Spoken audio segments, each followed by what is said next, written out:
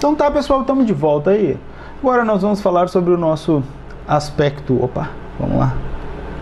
Nosso aspecto subjetivo, né, do fato gerador, ou seja, vamos falar aí de contribuinte e vamos falar também de responsável, porque quando a gente fala do aspecto subjetivo, né, nós vamos falar aí, estabelece a relação entre um sujeito ativo e um sujeito passivo, né? E esse sujeito passivo, a gente sabe que no âmbito do direito tributário, ele pode ser ou contribuinte ou responsável. Então, ele vai ser contribuinte quando tiver a relação pessoal e direta relacionada com fato gerador e será responsável quando a lei, né, assim determinar. Ele tem que ter uma ligação para ser responsável pelo crédito tributário, e essa ideia está expressa, tem que estar expressa na legislação. Nós vamos ver que a legislação do Estado de Rondônia traz aí, atribui aí ideias de responsabilidade para determinadas pessoas, não só quando falamos aí de responsabilidade por substituição, né, tributária, estrito senso, que vamos estudar apenas no nosso último bloco, quando a gente for falar rapidamente aí sobre a ST lá no Estado de Rondônia, e aí vamos trabalhar a responsabilidade por substituição tributária estrito sensu, né? E também temos outras hipóteses aí de atribuição de responsabilidade, que podem ser ou por transferência ou por substituição, mas isso não é importante para nós na nossa prova. O importante para nós na nossa prova é nós entendermos aí os comandos específicos da legislação do Estado de Rondônia. Toda a classificação doutrinária sobre a responsabilidade aqui não vai ser importante. O que vai ser importante para nós vai ser entendermos expressamente aí o que está especificado como responsabilidade no âmbito lá da legislação do Estado de Rondônia, porque há algumas peculiaridades, né, que estão aí delimitadas no que diz como responsabilidades solidárias de determinadas pessoas. Isso é o mais importante para fins da nossa prova. Então aí vamos falar agora sobre essa ideia, sobre o aspecto subjetivo, né? E vamos começar com o contribuinte, né? O contribuinte é aquele indivíduo que realiza o fato gerador efetivamente, tem aquela relação pessoal e direta com o fato gerador, e o artigo 8º da nossa legislação traz a delimitação que nós temos que levar para a prova. Olha só como é definida a ideia do contribuinte na legislação do ICMS do Estado de Rondônia, tá? Contribuinte é, olha lá, qualquer pessoa física ou jurídica, né, que realize regra geral com habitualidade. Eu quero começar falando sobre isso, tá? Com habitualidade, operações de circulação de mercadoria ou prestação de serviços de transporte interestadual e intermunicipal e de comunicação, ainda que essas operações e prestações se iniciem no exterior. Então, a regra geral aí no âmbito do ICMS é a característica, né, da habitualidade. O indivíduo tem que realizar essas operações de circulação de mercadoria ou prestações de serviço de forma habitual. Por quê? Porque a ideia da... ficou ruim, né? Vamos apagar rapidinho aqui. A ideia, colegas, da operação ou prestação, aí até podemos falar, é a ideia da ocasionalidade, regra geral, retira esta operação do âmbito de incidência do ICMS. Quando há, por exemplo, uma alienação de bem que estava lá no ativo, né, e não no estoque, né, uma máquina em desuso dessa empresa, essa operação, né, quando a gente avalia, aliena bens do ativo fixo, a jurisprudência entende que não ingressa no âmbito, né, do ICMS, porque padece, né, carece deste requisito de habitualidade, ou seja, o indivíduo tem que estar lá realizando aqueles atos que estão no âmbito de incidência. Mas essa ideia da habitualidade, a ela é agregada uma outra percepção, tá? Não estou dizendo que não existam ideias inabituais que caracterizem realização de fatos, né, de atos que não são habituais, que caracterizem o indivíduo como contribuinte. Não, isso existe, nós vamos ver depois, né? A exceção é quando não há habitualidade ou o intuito comercial, também poderá haver caracterização como contribuinte, mas a regra geral é a questão do exercício habitual ou, né, o volume que caracteriza o intuito comercial. E o melhor exemplo para a gente entender essa segunda ideia, que é a ideia do volume, né, que caracteriza o intuito comercial, é a ideia daquele indivíduo que vai lá, né, vai fazer lá, vai ao exterior, ao Paraguai, fazer umas comprinhas, e o indivíduo volta aí com 2 carretas de camisa, tudo do mesmo número, da mesma cor. Nunca foi, né, não realiza operações no âmbito do ICMS com habitualidade, foi a primeira vez e comprou. Essa ideia, né, esse volume que caracteriza o intuito comercial serve para gerar esse vínculo, né, e levar a pessoa física ou jurídica a ser caracterizada como contribuinte do ICMS. Então essa a legislação, ela cerca as situações para que haja aí a possibilidade da tributação. Então, não necessariamente apenas a ideia da habitualidade vai caracterizar o contribuinte. Não. Se houver volume naquela operação que caracteriza o intuito comercial, é possível também de se tributar aí no âmbito do ICMS. Perfeito? E aqui nós estamos falando de contribuinte. Tá joia? Essa ideia que eu disse para vocês, ela sofre algumas exceções, né? Então há situações onde não há habitualidade, não há intuito comercial e não há aquele volume que caracteriza o intuito comercial, aquela pessoa natural ou aquela pessoa jurídica pode vir a ser caracterizada contribuinte do ICMS. Quando? E aí aqui nós temos as exceções, e as exceções elas são importantíssimas para fins da nossa prova. Olha lá o parágrafo único do artigo 8º. É também contribuinte, tá? Nós estamos falando, até agora, pessoal, nós estamos falando de contribuinte, tá? Quem realiza efetivamente o fato gerador com habitualidade ou em volume que caracterize esse intuito comercial. Porque a ideia é ter um intuito comercial, né? Uma operação de circulação de mercadorias. Há que existir esse intuito de comércio. E o parágrafo único traz aí as exceções, porque ele disse o seguinte, ó, é também contribuinte, né? A pessoa natural, né? O pessoal usa aí a pessoa física ainda, o correto seria tratar aí de pessoa natural. Eu também, a gente que é mais antigo vai falando e pessoa física, né? Então é a pessoa natural ou a pessoa jurídica. É também contribuinte aquele que realize, olha lá, mesmo sem habitualidade ou intuito comercial.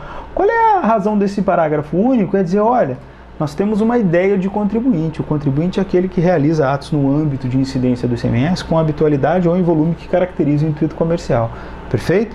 Isso é a regra geral. Mas há algumas situações específicas que mesmo quando não há habitualidade e não há intuito comercial, a situação em si atrai a incidência do ICMS e aquele indivíduo que a realiza é caracterizado contribuinte para fins de cobrança do imposto.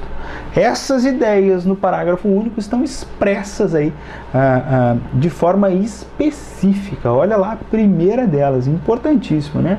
É aquele indivíduo que importa bem ou mercadoria do exterior, qualquer que seja a sua finalidade. Opa, se qualquer que seja a finalidade, a importação vai gerar a incidência do ICMS, isso quer dizer que o indivíduo que importa para uso, para consumo, sem intuito comercial e sem habitualidade, também será considerado contribuinte do ICMS quando realizar este fato de importação de bens ou mercadorias. Mas mesmo que não seja pessoa jurídica, mesmo que importe apenas uma vez para a utilização daquele bem, sim, essa ideia foi bastante discutida e atualmente está consolidada e pacificada, inclusive bastante cobrado em concurso no que diz aí com o cálculo do ICMS devido na importação. Nós vamos, logo após acabarmos aí a ideia do aspecto subjetivo, né, nós vamos trabalhar aí a ideia da base de cálculo, do aspecto quantitativo, né, da base de cálculo e da alíquota, e vamos fazer exemplos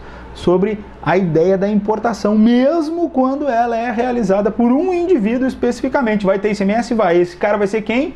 Contribuinte do ICMS. Inciso 1 do parágrafo do artigo 8º. Inciso 2 diz o seguinte, olha, seja destinatária de serviço prestado no exterior ou cuja prestação se tenha iniciado no exterior. Vai ser contribuinte? Vai. Eu quero cobrar do destinatário, né? Por quê? Porque dele é muito mais fácil eu cobrar, porque ele está lá no meu âmbito, né, de jurisdição. Então, o destinatário do serviço prestado no exterior ou cuja prestação se tenha iniciado no exterior, é ele, este indivíduo aí que será contribuinte do ICMS para todos os fins. Aquele indivíduo que adquira em licitação mercadoria ou bem apreendido ou abandonado. Então, o indivíduo que arremata esse bem ou mercadoria, ele vai ser considerado para fins de ICMS contribuinte. Tem que pagar ICMS? Tem que pagar. Perfeito? E o inciso 4 traz a ideia aí daquele adquirente, né, de combustíveis líquidos e gasosos derivados de petróleo e energia elétrica, que são oriundos de outra unidade da federação, mas não são destinados à comercialização ou industrialização.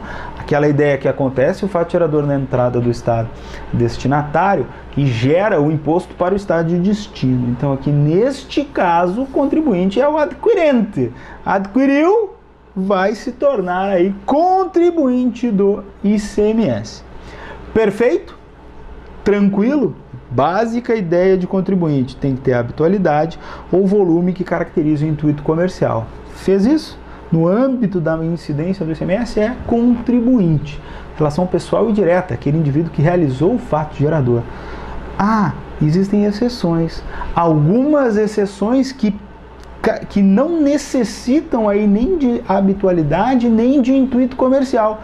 E essas exceções são bastante cobradas, a gente tem que saber essas exceções. São contribuintes também do ICMS. Artigo 8A define a questão aí do estabelecimento. Olha lá, para efeitos dessa lei, estabelecimento.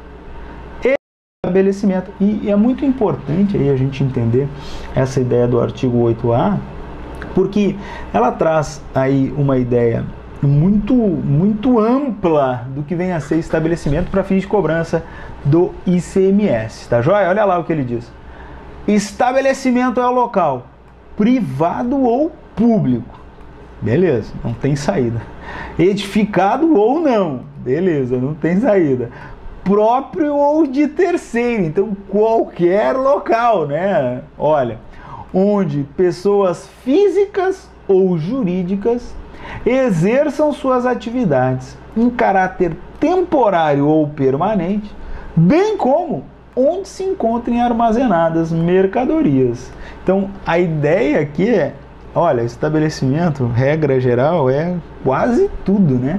Se tem um localzinho ali onde o indivíduo guarda aí uma determinada mercadoria a céu aberto que não é nem dele, não é nem dele nem de outrem, mas é do poder público, inclusive vai poder ser caracterizado como estabelecimento, tá joia? Então a ideia do artigo 8A traz uma percepção bastante ampla para nós do que vem a ser o estabelecimento. Então fica um pouco mais complicado, né, fazer questões aí sobre esse artigo 8º.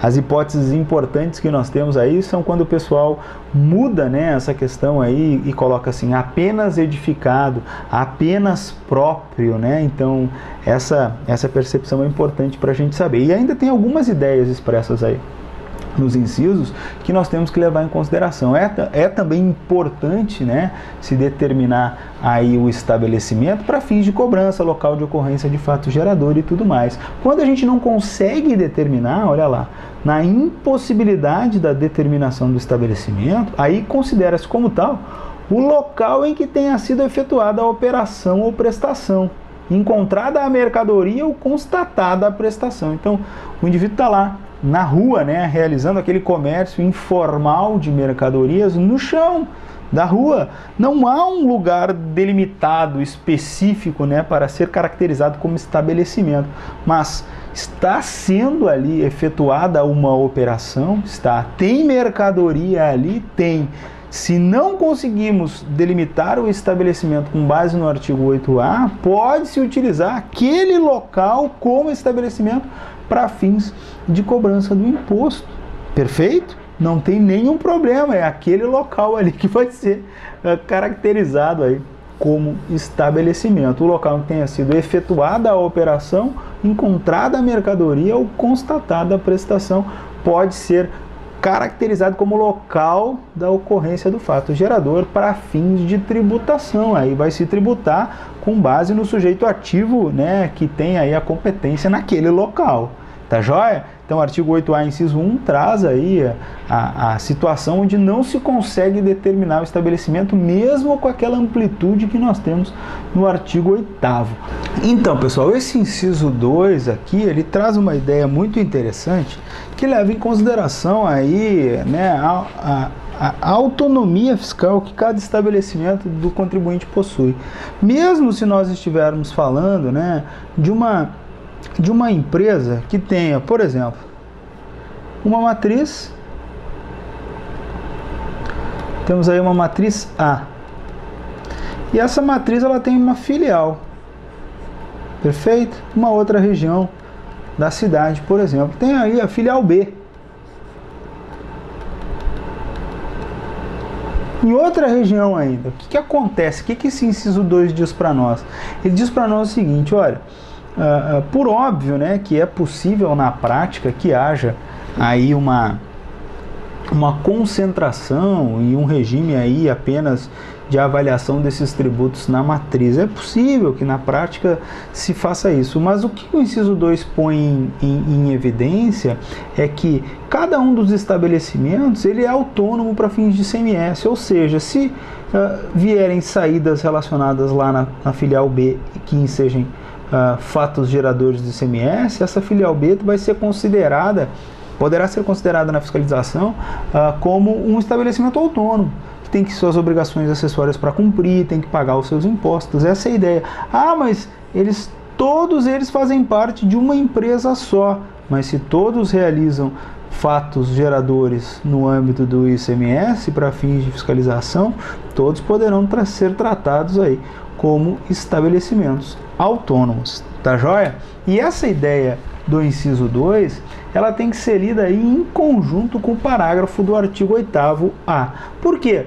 Porque o parágrafo diz o seguinte, olha, em que pese existe essa ideia da autonomia dos estabelecimentos para fim de cobrança de tributo, o parágrafo único, perdão, ele diz o seguinte, olha, respondem pelo crédito tributário todos os estabelecimentos do mesmo titular. Então, ora, se respondem pelo crédito tributário todos os estabelecimentos do mesmo titular, o contribuinte não poderia dizer, ah, mas o meu estabelecimento não é autônomo? É autônomo para fins de ter que realizar os atos necessários à fiscalização, inclusive as obrigações acessórias, né? Tem que pagar, tem que fazer tudo direitinho? Tem. Mas esta autonomia, ela não impede que, quando seja necessário, a matriz A, por exemplo, seja cobrada em face de um crédito tributário que teve origem na filial B. Perfeito? Então a legislação fecha essa situação, amarra essa situação para fins de exigência aí do ICMS. Então, em que pese seja autônomo cada estabelecimento do mesmo titular, né, todos eles respondem pelo crédito tributário. Tá joia? Essa é a ideia aí do artigo 8A, parágrafo único, que tem que ser lido também com o inciso 2. Tá joia? O inciso 3 é importante porque faz uma equiparação. Olha só o que ele diz para nós. Considera-se também estabelecimento autônomo, né? Tem todas as obrigações, é um estabelecimento. Quem? O veículo utilizado no comércio ambulante e utilizado na captura de pescado. O que ele quer dizer? Quer dizer que o doblô que faz aí comércio ambulante de mercadorias é equiparado a estabelecimento autônomo para fins de exigência de ICMS. Assim como quem? Assim, deixa eu desenhar aqui bonitaço. Cada dia melhor nos meus desenhos, né? Tá lá o nosso barco com os peixinhos. Tem peixinho, olha ali, tem peixinho dentro. O que acontece aqui neste caso? Esse veículo utilizado na captura de pescado, também para fins de legislação, vai ser considerado como estabelecimento autônomo para fins de exigência de ICMS. Beleza, pessoal? Tranquilo? Então, tranquilo. Então, vamos seguir aí. Vamos entrar agora no artigo 9º e vamos começar a falar de responsabilidade. Quando nós falamos aí sobre sujeição passiva, né? A ideia do sujeito passivo, a gente falou sobre o contribuinte, né, que tem a relação pessoal e direta com a realização do fato gerador, mas nós temos também o responsável, quando a lei diz que, olha, queridão, você será o responsável pelo pagamento do tributo. É possível que isso se dê? Sim, o artigo 9º, né, e a Lei Candir também fala sobre isso, e diz que essa responsabilidade pode ser atribuída a terceiros, mas nota bem, quem tem que atribuir essa responsabilidade é a lei. As hipóteses de criação de responsabilidade tributária têm que estar expressamente previstas na lei. Perfeito? O artigo 9º traz essa situação para nós e delimita aí uma ideia muito interessante. Por quê? Porque quando a gente fala de responsabilidade, e aí tem que voltar ali na leitura do artigo 9º, quando a gente fala de responsabilidade, esta atribuição de responsabilidade ela pode ter determinados graus. Como assim, Diego? Se eu atribuo responsabilidade pelo pagamento do imposto a um determinado indivíduo, é possível que essa atribuição de responsabilidade ela exima o contribuinte do pagamento. É possível que esta atribuição de responsabilidade não exima o contribuinte do pagamento. E é possível aí que essa atribuição de responsabilidade exima aí parcialmente o contribuinte. Então há diversos graus aí de atribuição de responsabilidade. Geralmente, quando a lei atribui a responsabilidade para um determinado indivíduo para fins de pagamento, este indivíduo se torna o responsável. É ele que vai ficar responsável pelo pagamento e não mais o contribuinte. Essa é a regra geral. Mas é possível que se atribua essa responsabilidade, né, de forma solidária, mas também se atribua essa responsabilidade de forma subsidiária. Então, quando falamos aí de responsabilidade, regra geral, né? Quem vai ter que arcar com o tributo é o responsável. E aí se exime aí o contribuinte. Mas é possível que a lei diga, ora, essa responsabilidade ela passa a ser solidária. O que é a responsabilidade solidária? A doutrina e a jurisprudência entendem que responsabilidade solidária é aquela responsabilidade que não comporta benefício de ordem. Então, eu tenho dois indivíduos lá. Quando eu falo de responsabilidade solidária, né, no polo passivo dessa obrigação, esses indivíduos têm que realizar a prestação da obrigação. O credor pode cobrar de A ou pode cobrar de B, não importa. O credor é que irá escolher de quem ele irá cobrar quando falamos de responsabilidade solidária. Quando falamos de responsabilidade subsidiária, nós temos uma ordem, né? Eu preciso primeiro cobrar desse indivíduo aqui. Se eu não consigo, caiu. Aí sobra esse aqui. Na responsabilidade subsidiária, há algo denominado de benefício de ordem. Então, veja bem, a responsabilidade ela pode ser atribuída por lei, e aí aquele indivíduo que é o responsável será ele que terá que arcar com a obrigação, perfeito? Regra geral, deixa de fora aí o contribuinte, ele passa a ser o responsável pelo pagamento. Mas essa atribuição de responsabilidade, ela pode ser solidária, onde o credor pode cobrar de qualquer um dos dois, ou até subsidiária, onde ele até pode cobrar dos dois, mas precisa cobrar primeiro deste aqui, caindo, cobra desse. Há benefício de ordem na responsabilidade subsidiária. Se um indivíduo, eu vou desenhar aqui,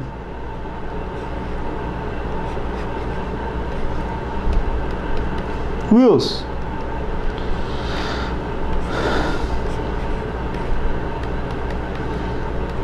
Walt, se o indivíduo Wilson tem responsabilidade subsidiária em face de obrigações contraídas por Walt, primeiro eu tenho que cobrar de Walt. Não consegui cobrar do Walt.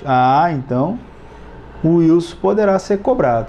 Se a responsabilidade dos dois é solidária, eu posso cobrar de qualquer um dos dois. Quando a legislação não menciona essa situação, se entende que atribui a responsabilidade aí para o indivíduo que está ali caracterizado como responsável. Inclusive, né, geralmente os autos saem aí em face do responsável.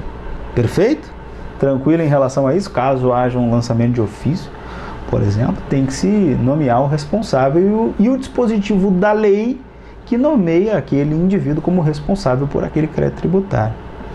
O parágrafo único do artigo 9º, ele traz uma ideia, né, ele faz uma remissão ao artigo 173A, que é uma remissão que chove no molhado, mas que resolve alguns problemas. Por que resolve alguns problemas? Porque o nosso Código Tributário Nacional, quando trata aí dessas atribuições de responsabilidade solidária e subsidiária, ele não é muito preciso. Ele de vez em quando se remete aí, né, e denomina uma determinada responsabilidade de solidária, e ela não é solidária, porque ele diz que comporta benefício de ordem. Ora, se comporta benefício de ordem, não é solidária, é sim subsidiária. Tendo essa ideia aí deflagrado diversas controvérsias aí na doutrina e na jurisprudência. Atualmente a doutrina e a jurisprudência entendem que foi um erro aí do Código Tributário Nacional. De qualquer forma, a legislação do Estado de Rondônia, ela trouxe para nós aí a delimitação do que vem a ser responsabilidade solidária lá no Estado de Rondônia, no âmbito do ICMS. Ele disse o seguinte, olha, se a responsabilidade é solidária, nós temos que observar o que está expresso no artigo 173A. O que o artigo 173A diz para nós? Ele diz o seguinte, olha, a solidariedade prevista nesta lei, olha só, e é uma alteração relativamente recente, né?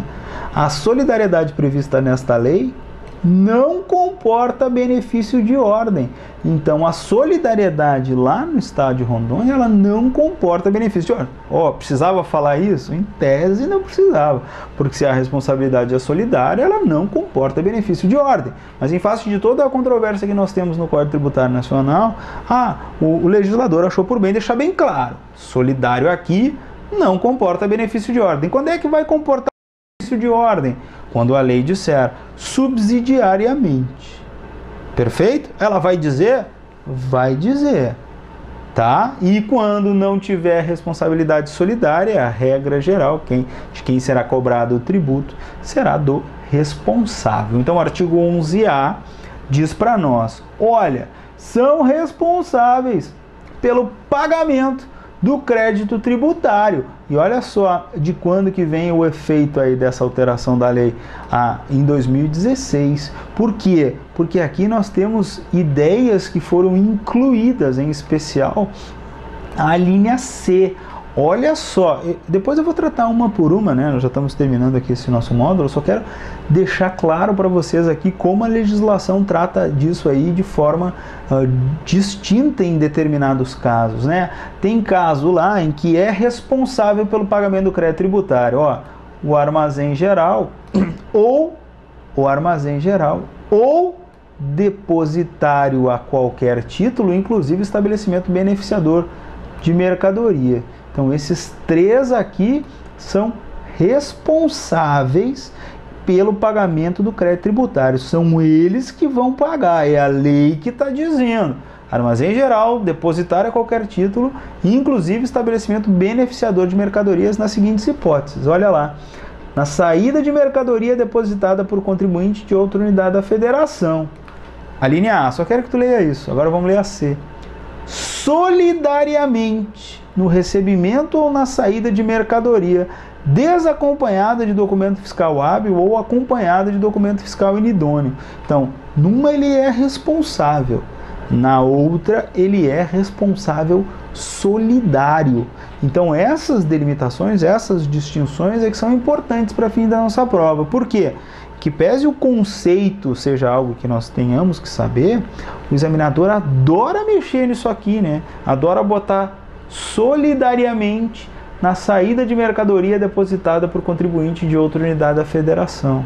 Ele adora fazer isso e botar aqui embaixo, subsidiariamente no recebimento ou na saída de mercadoria. E não é isso que a legislação traz, não é isso que a legislação diz para nós. Perfeito? Já voltamos para continuar e agora eu vou falar aí sobre cada uma dessas ideias.